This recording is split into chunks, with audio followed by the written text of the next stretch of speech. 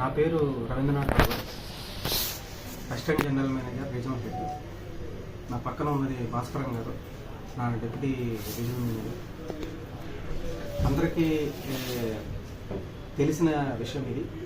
ఈరోజు bank of Baroda 116 సంవత్సరాలు complete చేసుకుని 117వ సంవత్సరం అడుగు పెడుతుంది. మెయిన్ దీని బ్యాక్గ్రౌండ్ ఏంటంటే, మన బ్యాంక్ ఆఫ్ బరోడా అనేది చిన్న కుగ్రామం అయినటువంటి మాండవి అనే ఒక చిన్న గ్రామం. బరోడా ప్రిన్స్లీ స్టేట్ అప్పట్లో, బిఫోర్ ఇండిపెండెన్స్. ఆ కాలంలో 1908 1908వ సంవత్సరంలో సాయాజీరావు గైక్వాడ్ III అనే మహారాజా ఆయన పేద ప్రజలు ఎంతోమంది మనీ లెండర్స్, ఆ కాలంలో ఇప్పుడే మనీ లెండర్స్ ఉన్నారు, బయట ₹3 ₹5 వడ్డీలు తీసుకునే. ఇప్పుడు ఈ కాలంలో ఉన్నటువంటి ఆ కాలంలో ఒకసారి ఊహించుకోవచ్చు. ఒక మనీ లెండర్సే కాదు, పెత్తందారులు అవనివ్వండి, అనేక రకాల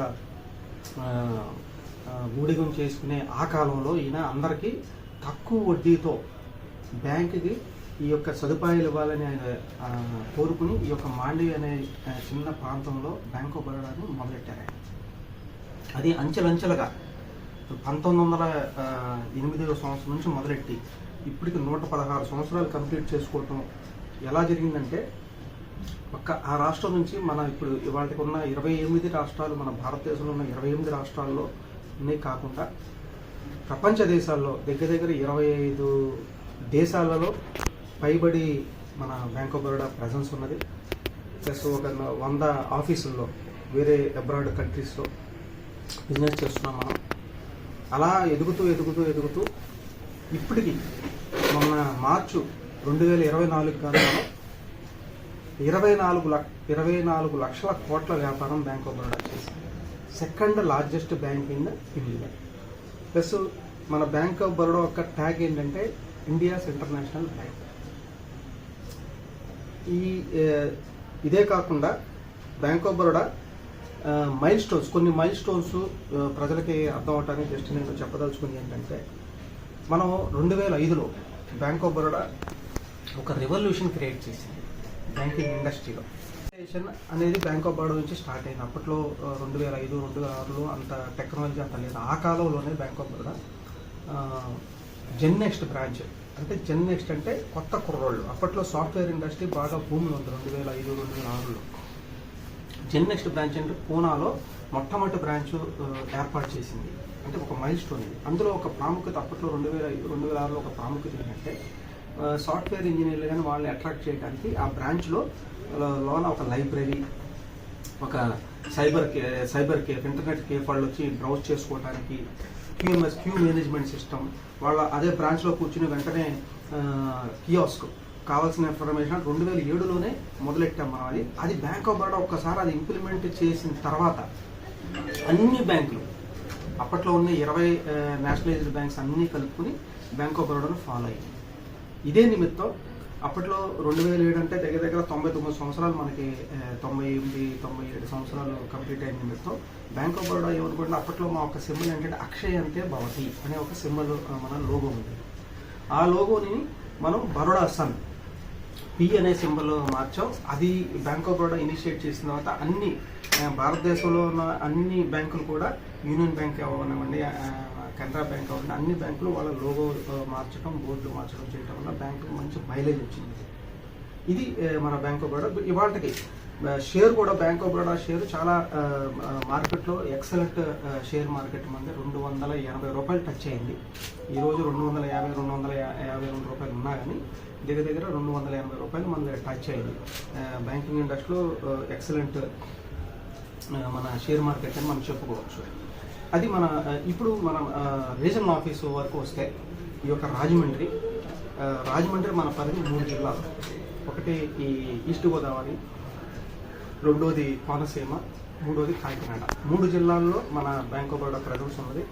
ఆల్మోస్ట్ మనం ఎగ్జిస్టింగ్ ఈ ఏరియాలో, ఎస్పెషల్లీ ఆంధ్రాలో దగ్గర స్టేట్ బ్యాంక్ కానీ ఆంధ్ర బ్యాంక్ అంటే ఇప్పుడు యూనియన్ బ్యాంకు మనకు బాగా కంపీట్ చేస్తూ ఉంటుంది.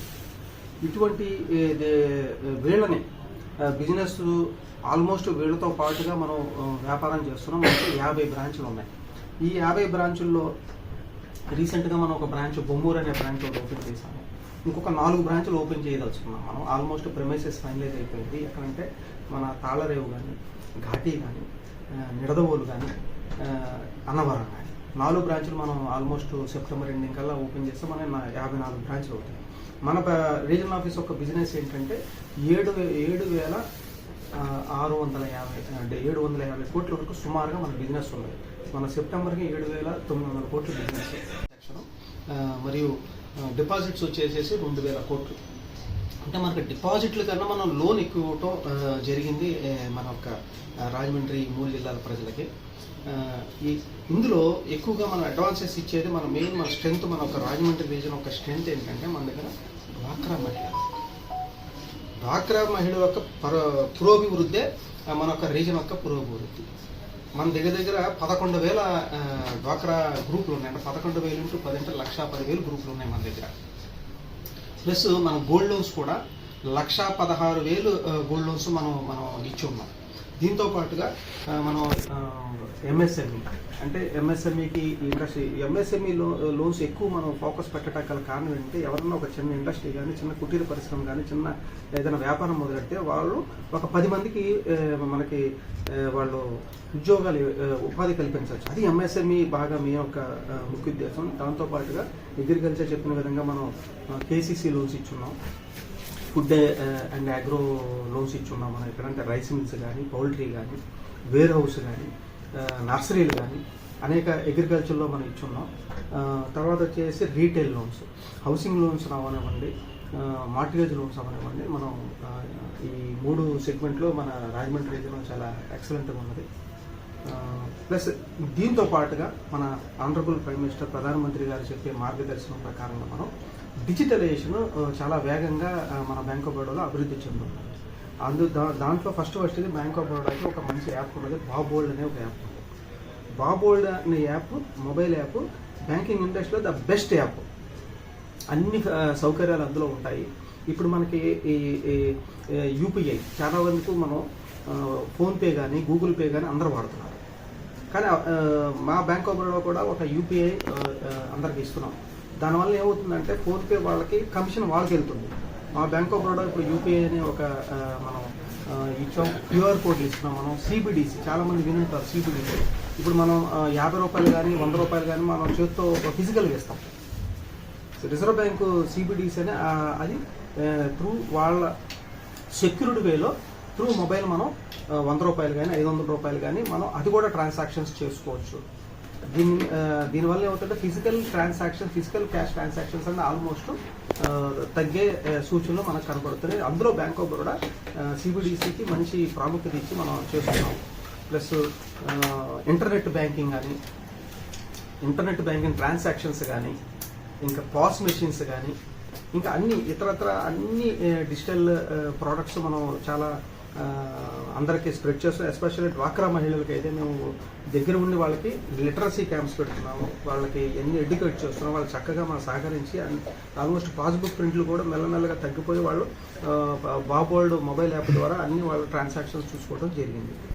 సిఎస్ఆర్ యాక్టివిటీస్ 50 బ్రాంచ్లు. సిఎస్ఆర్ యాక్టివిటీస్ అంటే ప్రజలకి ఎక్కడైతే అనాథ శరణాలయాలు అంటే సపోజ్ మీరు కాకినాడ వేసుకోండి, లేకపోతే కొమరపాలెం వేసుకోండి, లేకపోతే అమలాపురం వేసుకోండి, అనేక బ్రాంచ్ల్లో మన వాళ్ళు సిఎస్ఆర్ యాక్టివిటీస్ కింద ఎక్కడైతే ఆర్ఫనేజ్ సెంటర్స్కి వాళ్ళకి కావాల్సిన దిండ్లు కానీ, దుప్పట్లు కానీ, లేదా వాళ్ళకి కావాల్సిన సౌకర్యాలు ఏర్పాటు చేస్తున్నాము.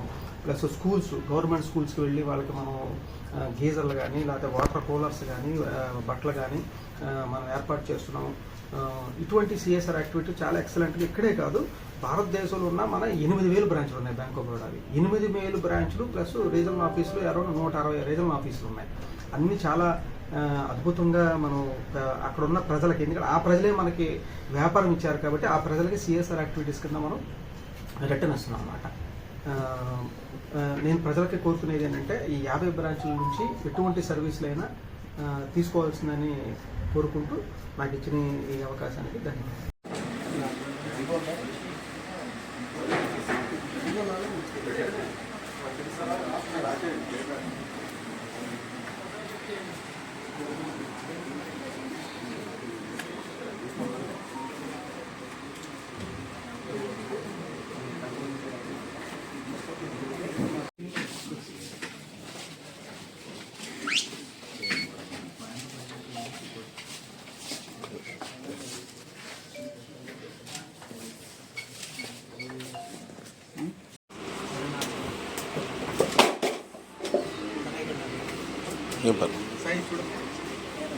తర్వాత పెట్టి తిరిగి వెళ్ళండి బోర్డు అది.